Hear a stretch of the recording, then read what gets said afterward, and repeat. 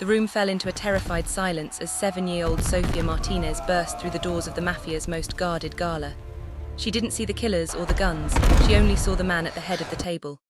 Reaching out with trembling, soot-stained hands, she grabbed the sleeve of the Iron Tsar Viktor Romano.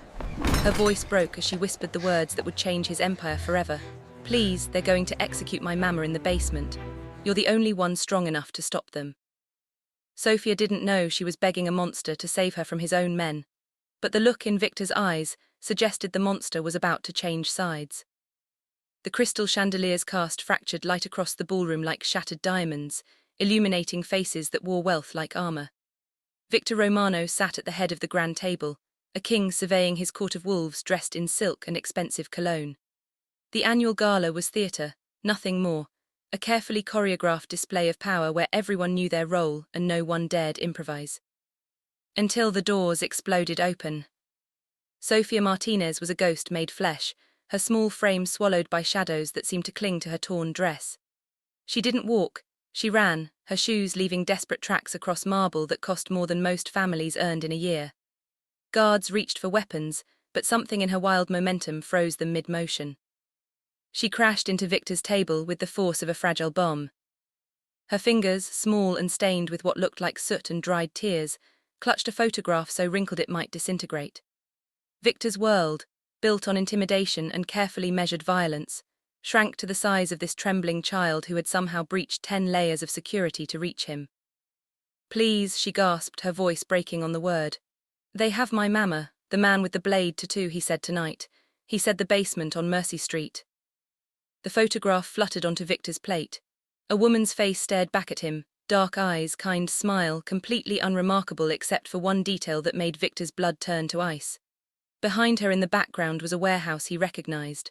The Rossi Street facility, the place where problems disappeared. Sofia's eyes held no fear of him, only desperate hope.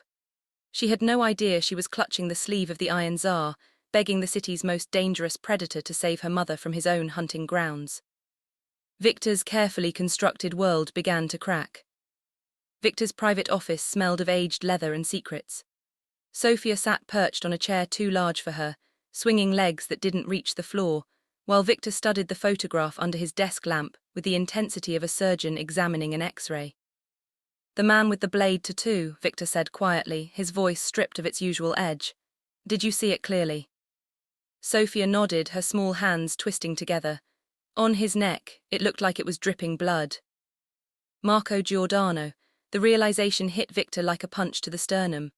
Marco the Blade had been one of his enforcers 3 years ago before Victor discovered the man's taste for unsanctioned violence. Victor had exiled him, stripped him of territory and protection. Apparently, exile hadn't been enough. "Why would they take your mama?" Victor asked, surprising himself with the gentleness in his tone. "She cleans offices downtown," Sofia whispered. "She saw something, men putting a body in a car. She told me to run if anyone came, so I ran here because," her voice cracked, "because you look strong enough to stop bad men." Victor's jaw tightened. Isabella Martinez had witnessed a disposal. Standard protocol demanded silence through intimidation, not execution. This wasn't business. This was Marco sending a message, using an innocent woman to prove he could still operate in Victor's territory. Victor pressed a button on his desk. Within seconds, his head of security appeared in the doorway. "Find me everything on Marco Giordano's current operations," Victor commanded. "I want locations, associates and movement patterns, and get the car ready." He glanced at Sofia, whose eyes had begun to close despite her terror. "We're going hunting." The city's underbelly looked different through Sofia's eyes.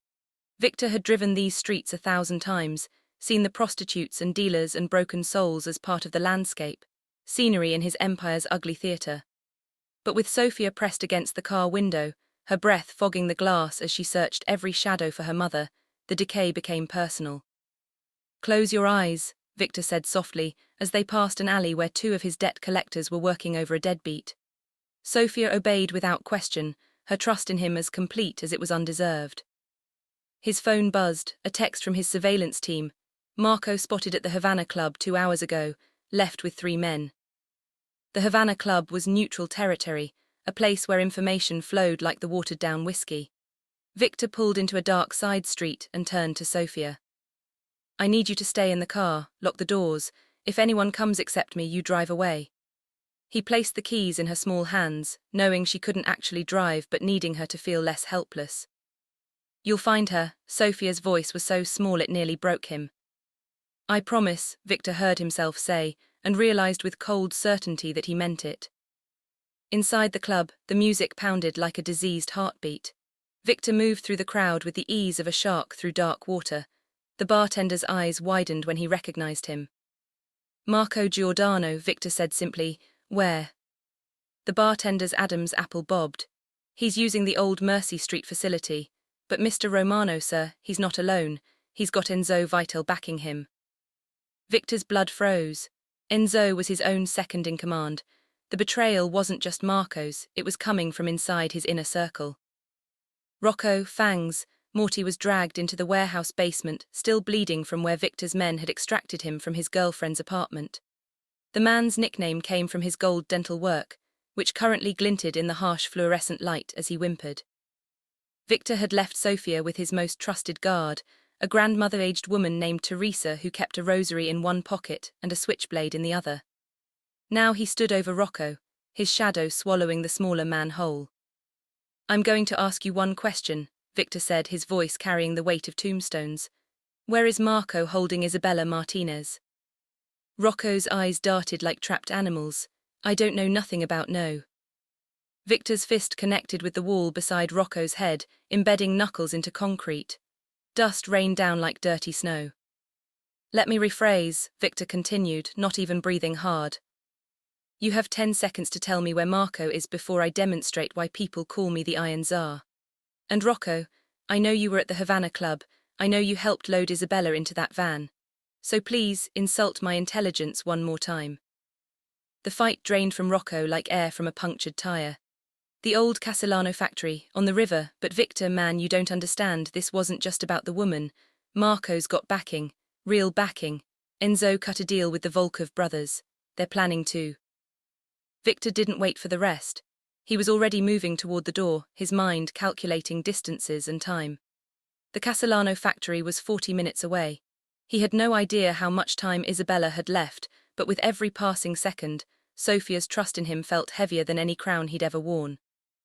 Rain hammered against the windshield like bullets as Viktor drove through the industrial district, Sofia asleep in the back seat wrapped in his suit jacket. Her small face was finally peaceful, exhaustion winning the battle against fear. In her hand, she clutched the photograph of her mother like a talisman. Viktor glanced at her in the rearview mirror and felt something unfamiliar twist in his chest. For 20 years, he'd built his empire on the principle that attachment was weakness, that caring made you vulnerable to enemies who would exploit any soft spot. He'd removed himself from humanity, piece by piece, until he was more monument than man. But this child had crashed through his defenses in minutes, armed with nothing but desperate hope and the unshakable belief that he was good. His phone buzzed, a message from Enzo. Heard you're making noise. Whatever Marco told you, we can talk this out. Viktor's jaw clenched. Enzo's betrayal cut deeper than he'd expected.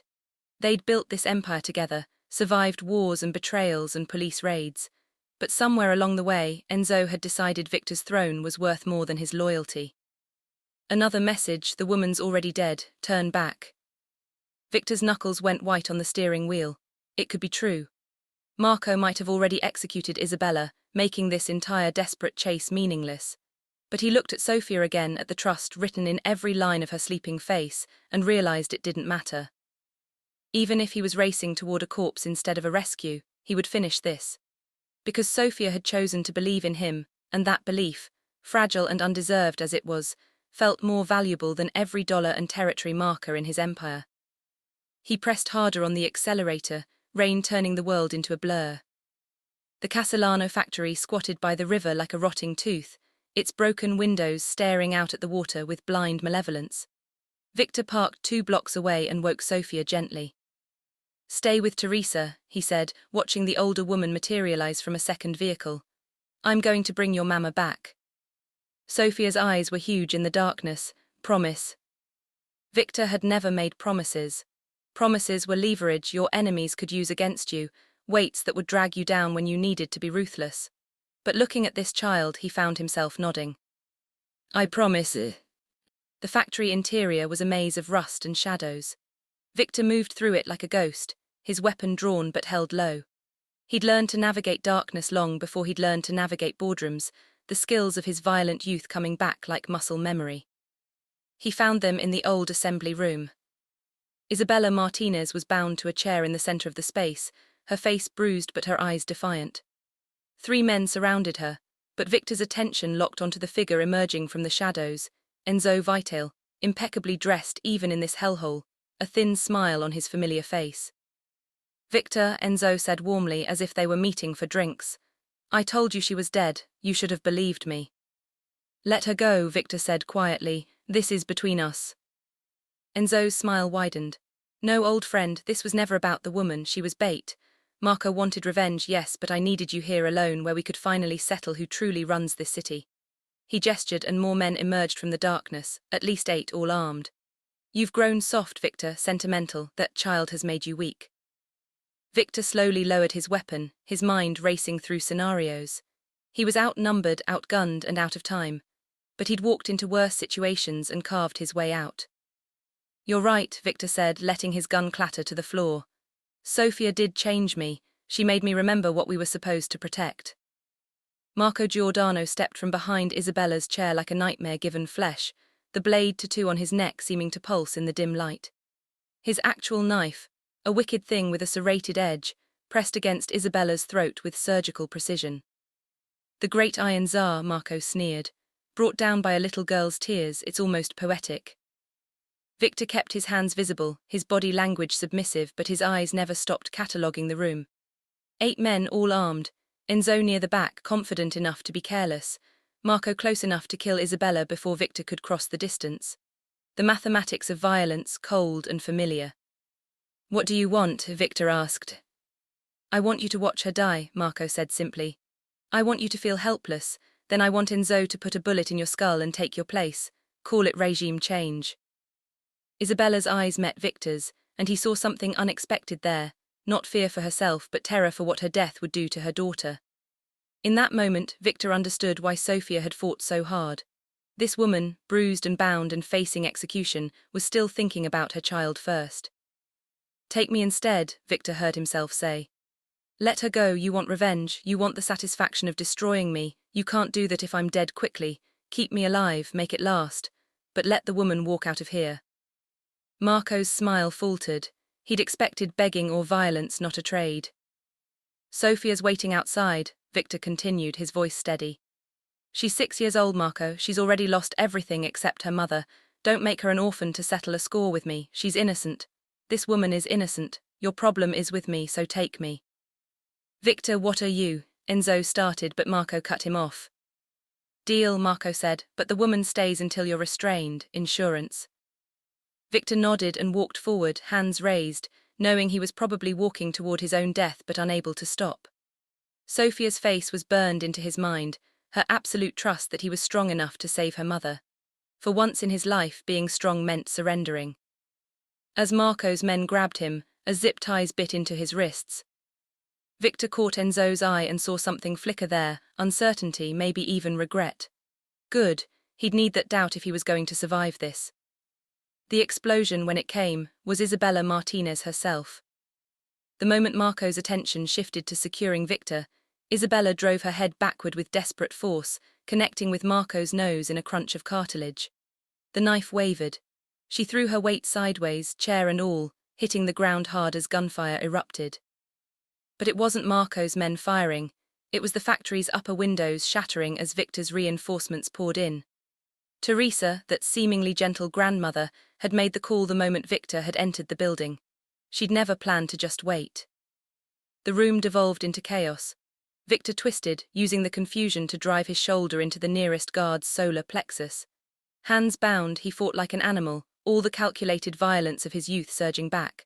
Someone cut his restraints, one of his men, and suddenly he had a weapon again. Marco was running, dragging Isabella as a shield. Victor fired once, precisely taking out Marco's knee. The man went down screaming, and Isabella scrambled away from him like a drowning woman breaking the surface. Enzo stood frozen, his gun halfway raised, caught between loyalty and survival. Don't, Viktor said quietly, his weapon trained on his former friend. Just don't. Enzo's gun lowered. The Volkov brothers will come for you. Let them, Viktor said. I'm done running an empire built on bodies. The aftermath was clinical. Viktor's men secured Marco and the survivors. Police sirens wailed in the distance. Viktor had made calls, pulled strings, ensured that for once the law would be on the side of the innocent. Isabella sat against a wall, shaking but alive, her eyes scanning the room wildly. Sofia, she gasped, my daughter. She's safe, Viktor promised and helped her to her feet. His side ached. Somewhere in the fighting he'd taken a knife wound, nothing fatal but bleeding steadily. She's waiting for you. The moment they emerged from the factory, Sofia tore free from Teresa's grip and ran. Not to Viktor, to her mother. The collision of mother and daughter was something beyond words, beyond violence, beyond everything Viktor had spent his life accumulating.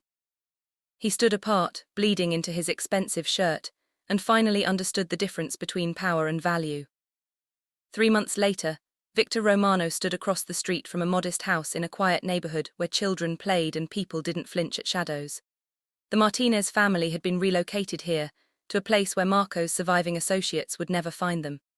New identities, new protection, a trust fund that would ensure Sofia could go to any college she dreamed of. The cost had been everything Viktor owned. Enzo had taken the empire in a negotiated transfer. The Volkov brothers had been paid off with territory and concessions. Marco was serving life in a prison where Viktor's remaining influence ensured he'd never see sunlight again. And Viktor himself had simply stepped back. He lived now in a small apartment above a bookstore, working as a consultant for people who needed problems solved but preferred solutions that didn't involve bodies. It was quieter than his old life, smaller, but when he woke up he didn't see ghosts anymore. Through the Martinez house window, he could see Sofia doing homework at the kitchen table while Isabella prepared dinner. Normal, safe, alive. Sofia looked up suddenly, as if sensing his presence, and her face split into a brilliant smile. She waved, and Viktor found himself waving back, a gesture that would have been unthinkable in his old life. He didn't approach. They knew he watched over them, knew he always would, but his presence in their daily lives would only bring shadows they'd fought too hard to escape. This was his new role, not king, not boss, but guardian, a ghost but the protective kind. As he turned to walk away, Viktor's phone buzzed. A text from Teresa, someone's threatening the Chen family on Riverside, could use your particular skills. Viktor smiled slightly. There was still work to do, still monsters to stop, but now he stopped them for the right reasons. He typed back, on my way. The Iron Tsar was dead, but perhaps in his place something better had been forged, a man who'd learned that true strength wasn't in ruling through fear, but in standing between the innocent and the darkness, asking nothing in return except the knowledge that somewhere, a little girl could sleep safely because someone strong enough had chosen to be good.